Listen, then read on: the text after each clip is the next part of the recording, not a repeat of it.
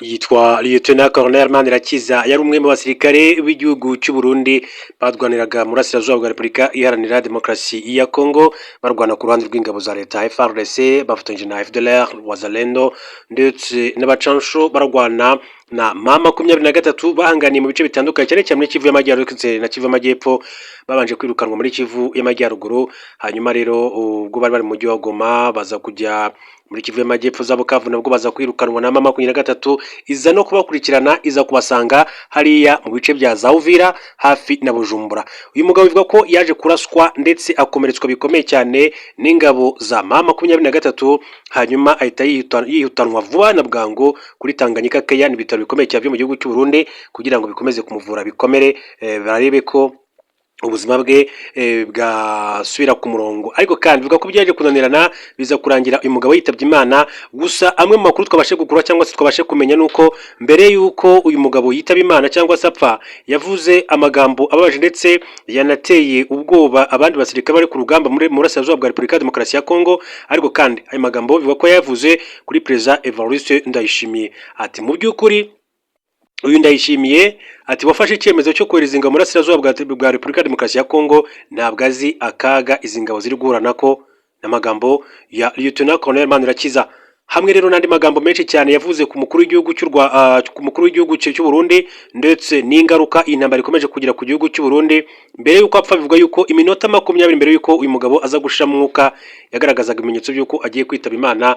Yaravuze ngo mumpe ikayi, hanyuma rero afata ikayi yandika amagambo bivuga ko azanashyikirizwa umukuru w'igihugu cy'u Burundi Perezida Evariste Ndayishimiye. Hanyuma abwira n'abandi bose bari baraho ngaho byinshi byakomeje kugenda bitera ubwoba abatari bake. Hanyuma rero byinshi cyane kuri aya magambo ya Lieutenant Colonel Manirakiza ndaje tubigarukeho tubive imuzi n'umuzingo turebere hamwe icyo aya magambo avuze n'igaruka ashobora kuza kugira ku bandi basirikare bari ku rugamba mu burasirazuba bwa Repubulika ya Demokarasi ya Kongo. Nawe nyanyuza amaso ndeba akantu ku kandi kuva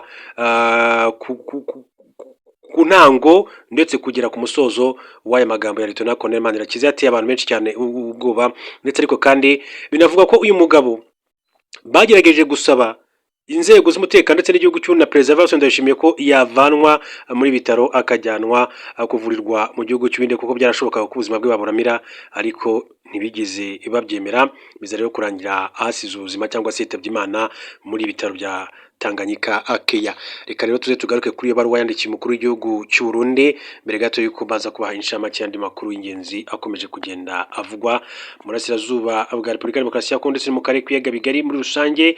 Ariko reka mere kuri iyi nkuru mbabwire kuki Perezida Felix Tshisekedi yanze ibiganiro na Alliance Fleuve Congo M23.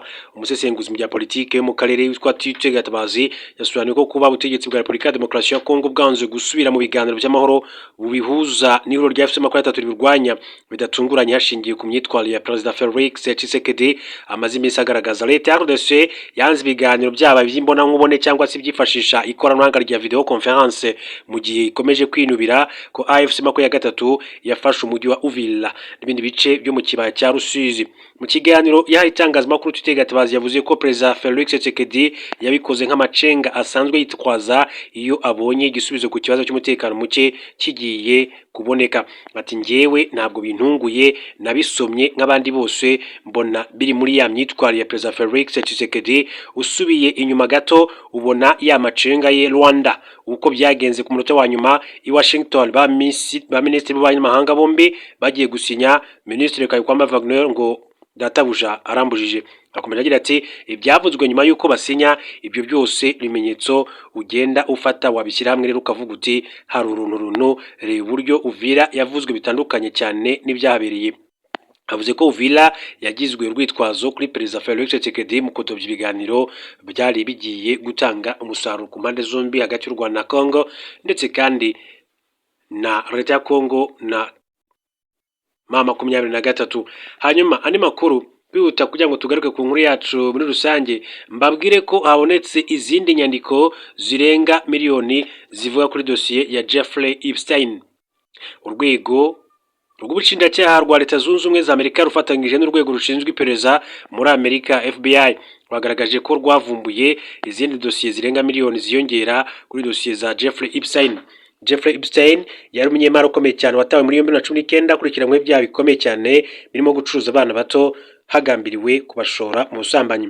Dosiye ze zikomeje kuvugwa cyane kuko mu bikorwa bye bivugwa ko yabaga ari kumwe n'abantu bakomeye cyane mu nzego zinyuranye. Ni dosiye zahise kandi zishyikirizwa urwego rw'ubutabera ndetse bihuta bitangira kuzigenzura no kureba amakuru yahishwe hagamijwe rero kurengera inzirakarengane ziri muri aya madosiye.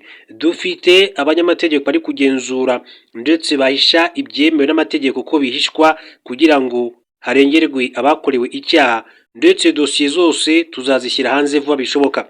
Urwego rwagaragaje ko bishobora gufata igihe kugira ngo dosiye zose zibe zarangiye, ariko bari gukora ibishoboka byose kugira ngo dosiye zose zijye hanze nk'uko amakuru akomeza kugenda abishimangira. Mu Bufaransa, ubutabera bw'Ubufaransa mwaka utaha biravuga ko buzatangira kuburanisha imanza z'abanyarwanda batatu bakurikiranywe uruhare muri jenoside yakorewe abatutsi mu mwaka w'1994 na Charles Onana wahamijwe icyaha cyo guhakana no gupfobya jenoside.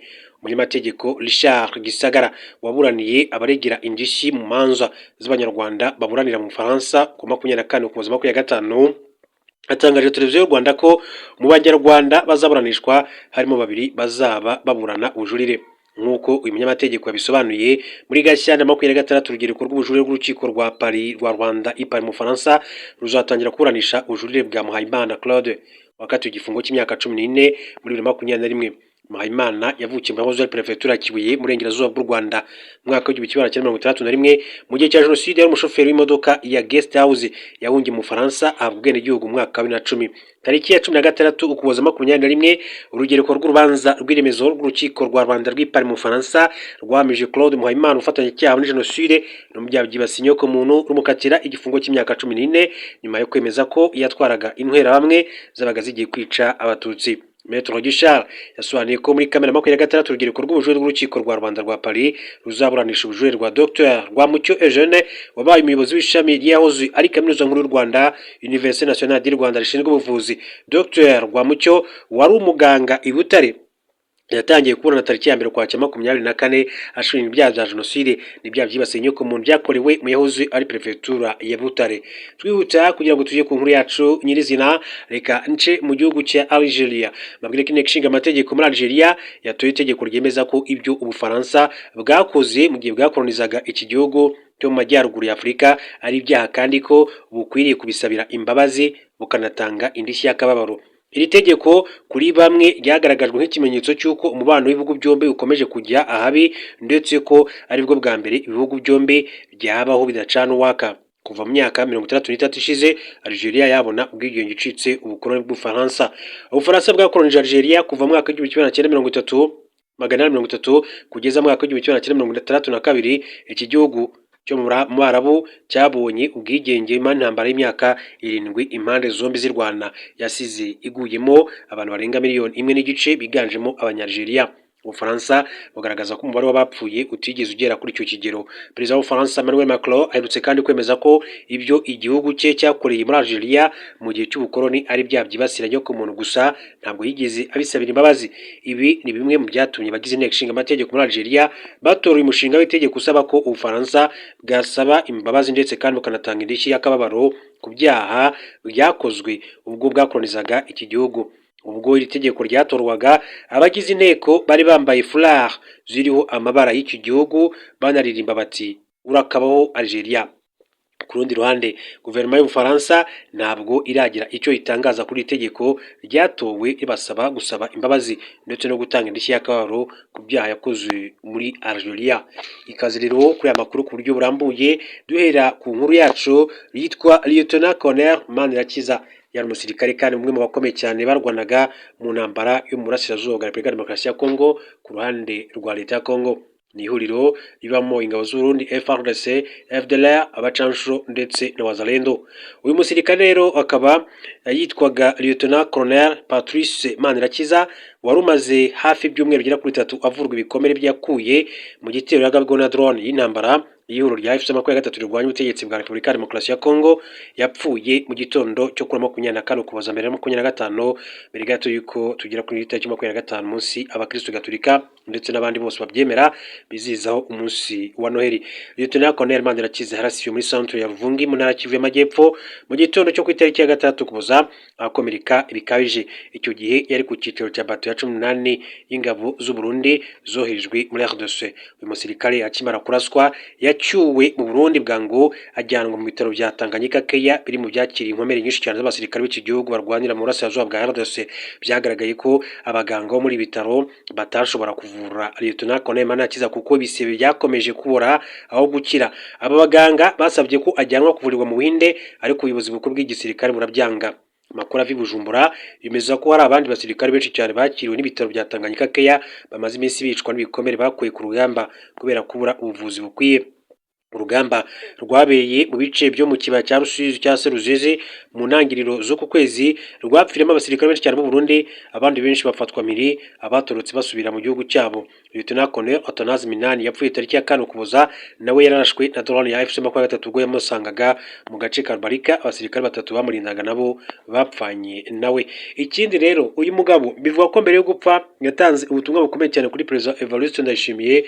Ubwo butumwa uragira buti: Nyakubahwa Nyenecyubahiro General Neva, ati mu by'ukuri nyuma yo kubona ubukana iyi ntambara ifite cyangwa se n'ingaruka bikomeje kugira ku gihugu cy'u Burundi, twagusaba ko nubwo twebwe ubuzima bwacu busa nk'aho buri mu marembera, twasaba ko wavana ingabo z'abarundi mu gihugu cya Kongo. Ati amaraso y'abarundi akomeje kumeneka mu burasirazuba bwa Kongo ntagira ingano, ati kandi urebye nta mpamvu ifatika bakomeza kurwanira. Uyu mugabo rero avuga ko bagerageje gusanasana ubuzima bwe ariko biranga, ndetse ko habayeho no gusaba ubufasha ko yajyanwa kuvurirwa hanze ariko nabyo biranga. Hanyuma rero cyo bivuze ati niye mpamvu rero twatuye kurwanira muri iki gihugu mu gihe n'umusirikare mukuru yakomereka akaba atabasha kujya kuba yavuzwa ari hose ku isi. Ati nta mpamvu nimwe ifatika, ati nubwo ngiye ariko nifuza ko abandi basirikare bagenzi bacu bavanwa kuri ubutaka bw'igihugu cya Repubulika Iharanira Demokarasi ya Kongo. Ubutumwa rero yatanze bugomba kandi no gushyikirizwa umukuru w'igihugu cy'u Burundi kuko buramureba cyane. Hanyuma mu yandi makuru, aragapfa. Iki ni icyifuzo cya Volodymyr Zelensky ku Mana kuri Putin mu ijambo rya Noheli. Amakuru agezweho mu ntambara y'Uburusiya ndetse na Ukraine. Intambara ya Ukraine n'Uburusiya igiye kwinjira mu mwaka wa 4. Ubu hashize iminsi igera ku 1401 ibihugu byombi birwana amanywa n'ijoro. Ikigezweho cyane ni ibiganiro by'amahoro bigamije guhosha imirwano. Perezida wa Ukraine Volodymyr Zelensky yatangaje ko yiteguye gukura ingabo ze mu gace k'inganda gakomeye cyane kari mu burasirazuba bw'igihugu muri Donbass mu gushaka iherezo ry'intambara y'Uburusiya. Ni mu gihe Uburusiya bwaba bwemeye gusubiza inyuma ingabo zabwo, kandi ako gace kakaba kandi akatagira ingabo ahubwo kagenzurwa n'ingabo mpuzamahanga. Drone 132 zahanuwe mu masaha 7. Minisiteri y'ingabo y'Uburusiya yatangaje ko intwaro zayo z'ubwirinzi bwo mu kirere zahanuye drone 132 za Ukraine mu turere dutandukanye tw'Uburusiya hagati ya saa 12 z'igitondo isaa 2 z'umugoroba kuri wa gatatu. Mu itangazo ryayo, Minisiteri y'ingabo yavuze ko muri izo drone harimo 46 zarasiwe mu gace ka Belgorod, 42 mu kandi ka Bryansk, mu gihe 15 mu gace ka Kaluga, 12 zari mu kirere cya Moscow ndetse na 7 mu cya Kursk. Izindi drone enye zarasiwe mu gace ka Lipetsk, 2 zarasiwe kandi ahitwa Ryazan, izindi 2 muri Oriol, mu gihe indi imwe yarasiwe muri Tula ndetse na Crimea. Abarusiya 17,000 basinye kwinjira mu gisirikare. Umuyobozi wungirije w'akanama gashinzwe umutekano mu Rusiya Dmitry Medvedev yatangaje ko abantu bagera ku 17,000 bamaze gusinya amasezerano yo kujya mu gisirikare. Ni mu gihe abandi barenga 36 biyandikishije nk'abakorerabushake bo gukorera mu bikorwa Uburusiya buri kurwaniramo na Ukraine. Yashimiye Abarusiya bafashe icyemezo cyo gukorera igihugu cyabo ku bwitange n'urukundo. Avuga ko uwo mutima wo gukunda igihugu ari wo watumye haboneka ibisubizo byiza kandi bifatika muri iyi ntambara. Perezida Volodymyr Zelensky yagejeje ijambo rya Noheli ku baturage be agaruka ku myemerere ya kera ivuga ko mu ijoro rishyira kuri uwo munsi mukuru ijuru rifunguka maze abanya-Ukraine bagatura Imana icyifuzo kimwe. Zelensky yagize ati aragapfa. Akomeza agira ati buri wese muri twe ashobora kubyibwira mu mutima we. Ayo magambo yavugaga nk'icyifuzo cye, ariko yashakaga kuvuga Perezida w'Urusiya Vladimir Putin washoje intambara kuri Ukraine. yakomeje avuga ko iyo ati turangamiye Imana birumvikana ko dusaba ikintu kirenze ibyo. Zelensky yavuze ko abaturage be bifuza amahoro kandi ko bakomeje kuyaharanira ndetse no kuyasengera kuko ati turayakwiye. Yongeye ko abanya-Ukraine bifuriza buri muryango kubaho mu bumwe kandi ko buri mwana yakwishimira impano, inseko n'icyizere mu byiza ndetse mu bitangaza. Bivuga ko 55% by'Abarusiya biteze ko intambara izahagarara muri 2026. Ubushakashatsi bwakozwe mu Kuboza n'ikigo gishinzwe gukusanya ibitekerezo by'abaturage mu Burusiya VT-Siom bugaragaza ko abarenga 55% b'Abarusiya biteze ko intambara ya Ukraine izarangira muri 2026. Ibyavuye mu bushakashatsi bisohotse mu gihe Amerika iri gushyira imbaraga mu biganiro bya diplomasi bigamije gushaka iherezo ry'intambara y'Uburusiya na Ukraine. Ni intambara ubu igiye kwinjira mu mwaka wa 4. Ubushakashatsi bwakorewe kuri telefoni bwitabiriwe n'abantu 1600 baturutse muri turere 80 tw'Uburusiya babazwa ikibazo gifunguye ku byo biteze mu mwaka utaha. Nubwo benshi bagaragaje icyizere cyo kubona imirwano ihagarara, hari batekereza ko izarangira hashingiye ku byo Uburusiya bwiyemeje nk'intego zayo. VT-Siom kandi yatangaje ko 79% byabajijwe bavuze ko bafite icyizere Perezida Vladimir Putin, mu gihe 74% bashima politike ye y'ububanyi n'amahanga. Ni imibare igaragaza ko abaturage bakomeje kuba hamwe ndetse no gushyigikira ubuyobozi.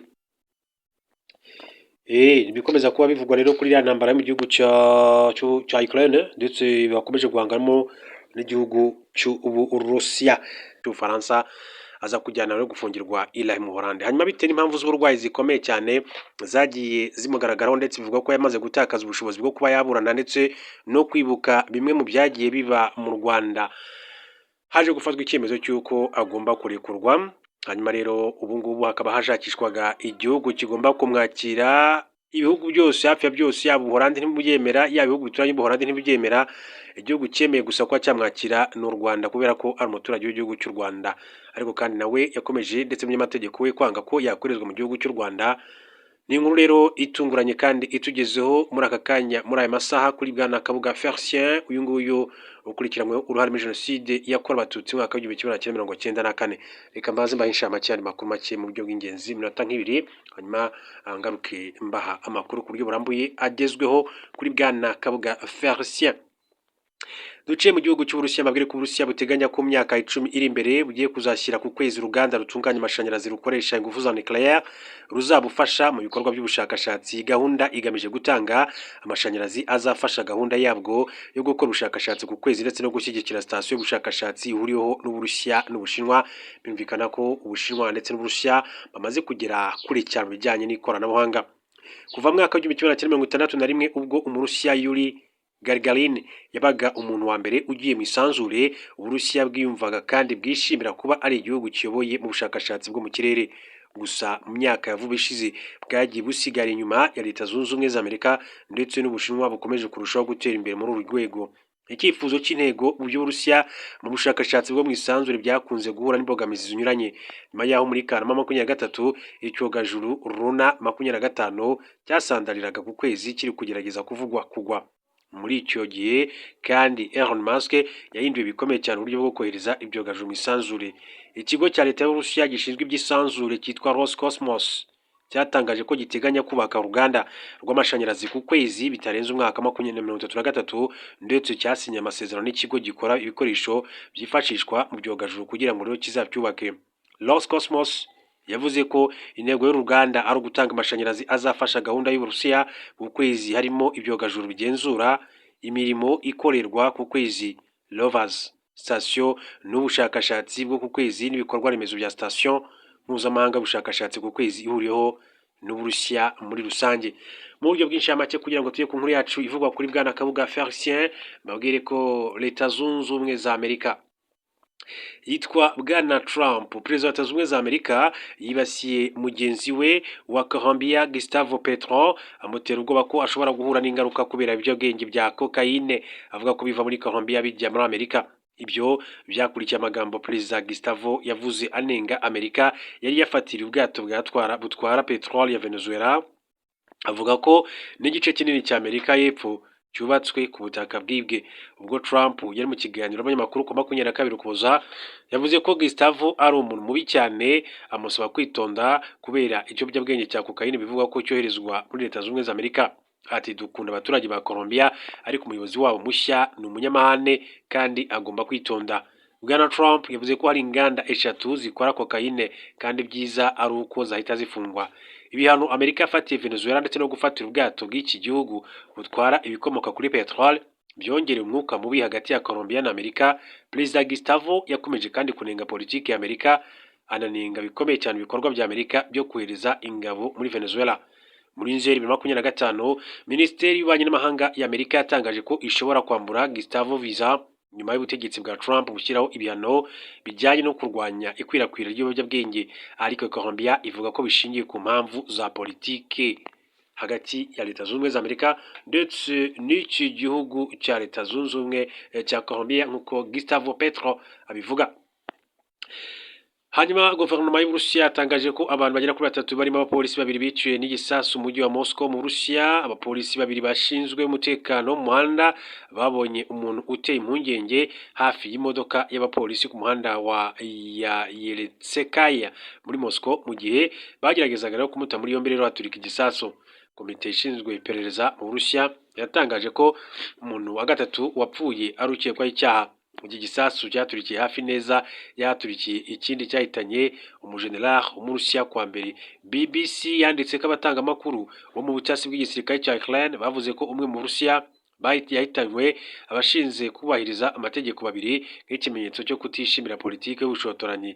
Amakuru avuga ko uwateye igisasu yakinyujije idirishya ry'imodoka kiraturika ndetse ngo hari abandi bantu 2 bajyanywe mu bitaro kubera ibikomere bikomeye cyane nk'uko ayo makuru akomeza kugenda abishimangira. Ikaze rero muri amakuru yacu ku buryo burambuye tugiye kuri Bwana Kabuga Felicien. Uyu Kabuga Felicien rero nk'uko nabivuze akaba yarakurikiranywe n'inkiko mu rukiko rwarahe mu gihugu cy'Ubuholandi. Ati twakwiziza Noheli akarengane kaganje ni Minisitiri Bizimana ku mwanzuro wafatiwe Bwana Kabuga Felicien. Minisitiri w'ubumwe bw'Abanyarwanda n'inshingano mboneragihugu Dr Bizimana Jean Damascene yagaragaje ko umwanzuro inteko y'abacamanza b'urwego mpuzamahanga rwashyiriweho gukora imirimo y'insigarira y'inkiko mpanabyaha IRMCT yafatiye Bwana Kabuga Felicien mu myaka 2 ishize ubishya ibiro by'umunsi mukuru wa Noheli. Ni igitekerezo Minisitiri Dr Bizimana yakomoye ku muturage warokotse jenoside yakorewe Abatutsi mu mwaka w'1994 yatewe inkunga ikomeye cyane na Kabuga Felicien wamugaragarije agahinda yatewe nuko abahungabanya amahoro bo mu mutwe w'iterabwoba FDLR bakomeje gukwirakwiza urwango n'ingengabitekerezo ya jenoside no mu gihe cy'iminsi mikuru y'amahoro nka Noheli. Yagize ati rwose FDLR ifite ingengabitekerezo n'ibyaha bya jenoside bisa n'ubunazi bwa Adolf Hitler n'abayobozi be bakoreye abayahudi jenoside, nk'uko uburenganzira butiyanganira amatwara y'ubunazi n'urwango ati rwibasira amoko niko byakabaye bigenda no kuri FDLR ihagarariye ubunazi mu karere, nibwo abagizweho ingaruka bakyuziza neza Noheli barangamiye ahazaza heza. Minisitiri Dr Bizimana agaragaje ko Bwana Kabuga Felicien yari mu baterankunga bakomeye cyane ba jenoside yakorewe Abatutsi kandi ko iyo aba yarafashwe jenoside igahagarikwa yari kuburanishirizwa hamwe na bagenzi be mu nkiko mpanabyaha mpuzamahanga rwashyiriweho u Rwanda ICTR rwakoreraga i Arusha mu gihugu cya Tanzania. Muri Kanama 2023 abacamanza bo mu rugereko rw'ubujurire rwa IRMCT bashimangiye umwanzuro wari warafashwe muri 2022 uvuga ko Kabuga Felicien adafite ubushobozi bwo kuburana bitewe n'uburwayi bukomoka ku zabukuru burimo kwibagirwa kandi ko nta cyizere